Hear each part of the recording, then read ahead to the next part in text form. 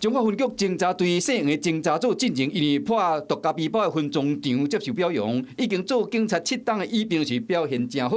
去年6月才調到偵查隊，想不到卻涉嫌性侵。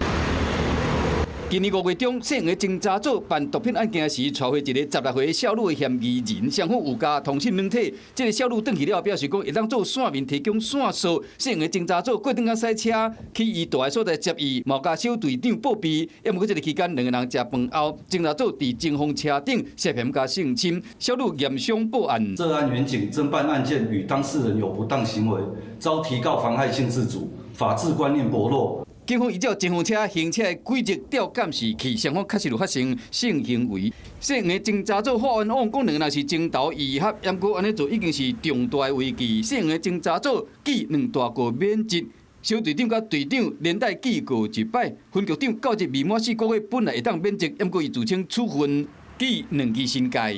該員言行不檢，事證明確，嚴重損害警察機關聲譽及警察形象，並追究相關人員考監不周責任。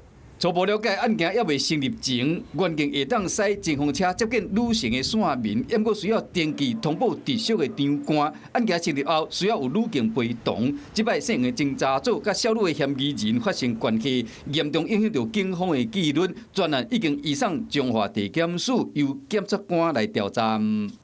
Hello， 大家好，我是林文。想要搶先掌握最及時的新聞資訊嗎？趕快訂閱、按讚、開啟小鈴鐺，鎖定華視新聞的 YouTube 頻道。